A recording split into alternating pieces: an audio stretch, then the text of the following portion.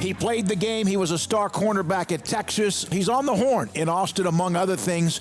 As an analyst of UT football, joins me David Smoak, 365 Sports. Man, this is a collision course, and there are a handful of them this weekend in the Big 12. Is this an elimination game, in your opinion, on who can play for the Big 12 title, or is that a little bit too dramatic? I don't think it's that dramatic at all. I think it definitely is one of those elimination games. The Big 12, it seems to be shaking out a lot differently than everybody thought it would. But I definitely think you're at a point now where you'll have a separation weekend, a lot more clarity, especially for Texas, right? Texas, you get 2 losses in Big 12 play. Looks like their Big 12 championship hopes are over. And Texas right now is trying to keep their hopes alive with a backup quarterback. And you got K-State coming in with 2 quarterbacks. And honestly, you got to give K-State the quarterback advantage and probably got to give K-State the head coaching advantage in this matchup. That's something that's really troublesome for Longhorn fans. K-State wants to hammer you with that running game. The speed of Johnson, the power and ability to throw it. Will Howard seems to be healthy at just the right time. But UT's defense has done well against the run. What gives? Yeah, that's a great question, right? You're talking about a top 5 rushing offense to K-State. Probably one of the most diverse quarterback run games I've ever seen. I mean, it really is that impressive. And for Texas, they struggled a little bit against quarterback run games, right? Dylan Gabriel rushed for over 100 yards. Jason Bean against Kansas really hurt Texas with the quarterback option run game. And K-State will throw all that at Texas. It's going to be really interesting, guys. It's going to come down to first down. Can Texas stop K-State on first down? K-State's a really explosive running game, have over 67 10-plus yard runs on the ground. That is the most in the Power 5. If Texas can stop them on first down and keep them to second and long, third and long, that'll be the story of the game. Keep in mind also, K-State they were one of the best third down offenses in the country, third best third down offense in the country, and Texas is the third best third down defense in the country. Something's got to give. K-State for years known for their special teams back when Snyder was there, and even with Kleiman, of course, Worthy went the distance and is capable of doing that. Big play potential on special teams. Could it come down to something as simple, not simple, but something like that on Saturday? No doubt it can. I think you're going to get, we can come down to hitting yardage. Also, I think it come down to K-State being able to choke the life out of the clock, right? To choke the clock down, to limit the amount of offensive possessions for Texas. Keep in mind, last week, BYU, they had one drive that they held the ball for 10 minutes. Mm-hmm. Rice also did something very similar in the fourth quarter when they played Texas. We saw Wyoming choke the life out of the clock versus Texas. If you can have that formula, which K-State can, because they can run the football effectively and extend drives, you can limit the amount of possessions for Texas and, in a sense, pretty much shorten the game. That might be the game plan for K-State. So, Rod, this has been a good year for Texas because of who they are, where they are right now. Obviously, the disappointing ending against Oklahoma. What would it be like at Austin Saturday night if, in fact, they don't win tomorrow? It would be disappointing. I mean, basically, the expectation for Texas was they play for a Big 12 championship this year. It's the most talented team Texas has had since 2009, all right? Even though they have a backup quarterback in there was a lot of talk that Texas had the best quarterback room, potentially talent-wise, in the country. So this is a no-excuses year for Steve Sarkisian. No matter what they throw out there as an excuse for why he underachieved, Longhorn fans will not accept it. All right, so this is the year that Longhorn fans are expecting him to take the next step. If he does not, especially, guys, what is considered a down year for the Big 12, I'm not disrespecting him, the Big 12 team. Right. And we agree this is not necessarily a really strong 12, and Texas is as strong as they've been in a long time. If Sark can't get this team over the hump in this conference, Longhorn fans are going to lose their patience. Another week for Malik Murphy to take snaps in practice, get the experience of what he did. Your thoughts on how he played, considering, and how much better upside does he have? He's got a lot of upside. Sark says he's got the strongest arm in that quarterback room, and that is true.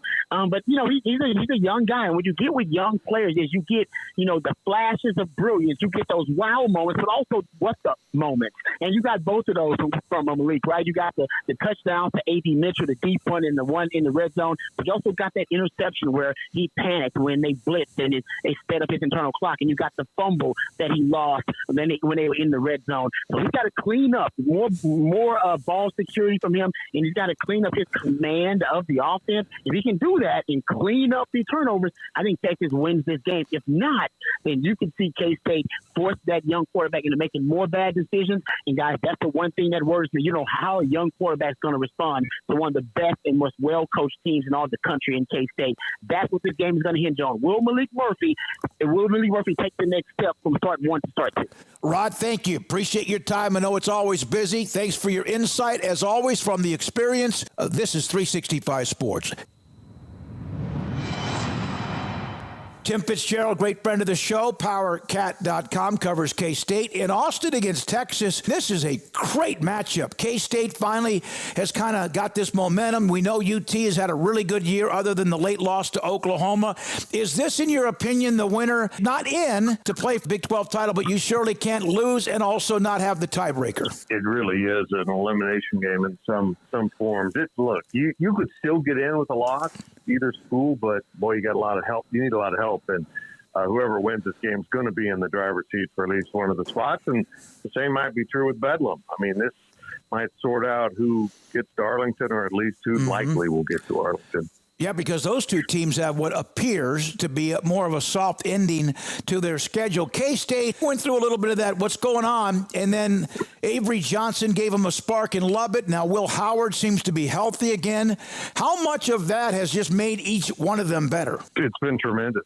I mean, Will doesn't want to admit it, but he kind of shyly says, yeah, Avery lit a fire under him, got him more focused, got him back to playing. And, you know, with that, I think the offensive line found some rhythm. They've been running the ball exceptionally well, not just with the quarterback game, but with their two backs. And then the defense has just been lights out. Since they fell behind a few weeks ago at Texas Tech in the second half, they fell behind 21-17. The composite score over basically the next, 9.5 quarters has been 103-3. So the K-State defense has also kind of risen up and getting it done. Texas, we know they have the weapons, and they always have in some way. That just this one looks like a team that has some grit to it, and then maybe more than just grit. They are pretty good against the run. Not flawless, but pretty good against the run. And K-State, of course, wants to pound you.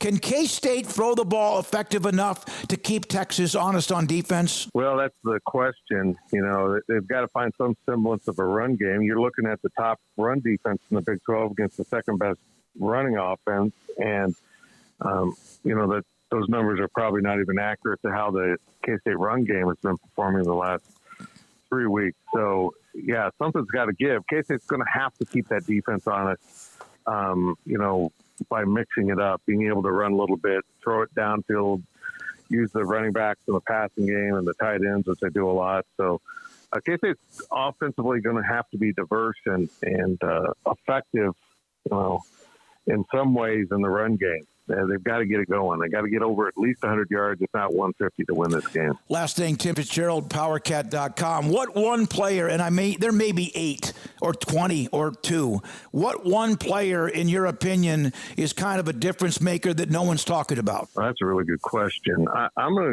don't think people around the conference are talking about Kobe Savage enough. He's a guy that came out of Tyler, Texas. He goes to Austin with a huge chip on his shoulder because at no point did most of the Texas schools even sniff him, and he ends up coming to K-State. He's now a team captain.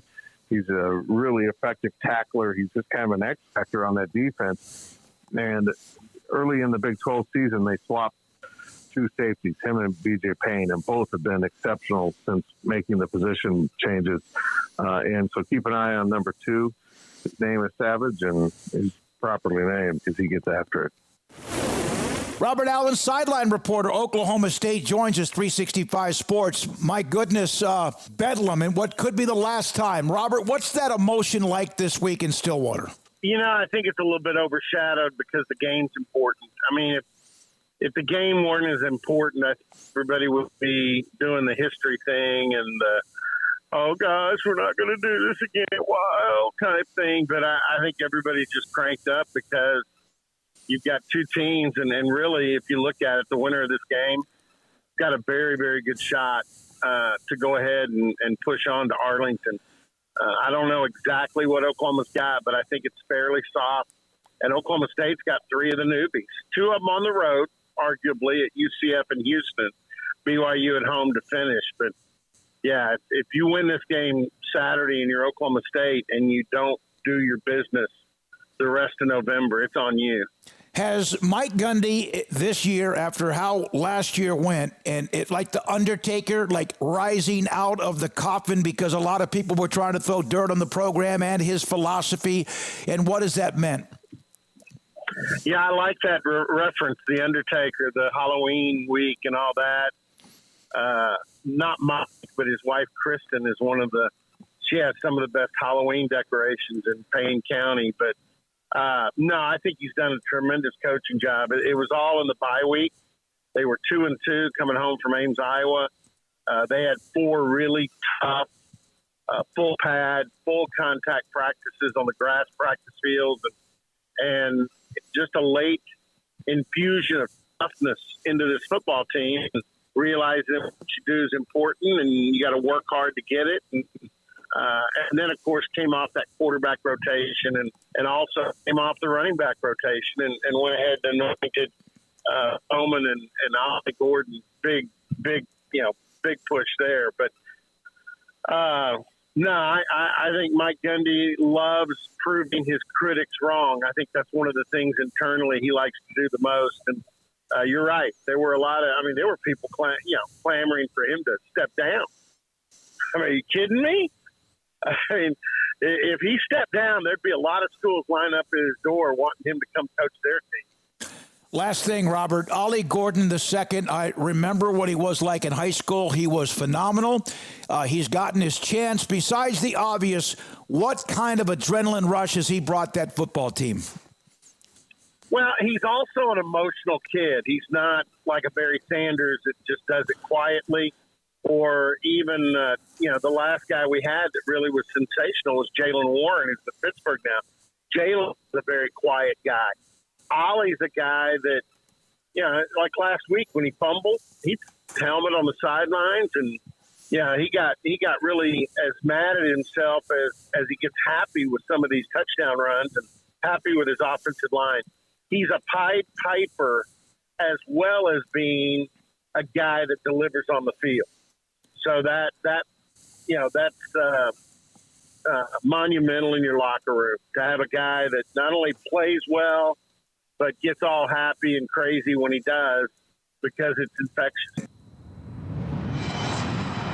John Hoover, allsooners.com, Oklahoma State Bedlam. Is it the last Bedlam the focus, or has that been completely just wiped out because of how important this almost an elimination game for either team this Saturday? Yeah, it's a huge game because both teams are tied for first place. It's a 5-way tie atop the Big 12 Conference for first place. So lot to play for over these next few weeks. The fact that there's some hurt feelings about Oklahoma going to the SEC and Oklahoma State being left behind, kind of irrelevant.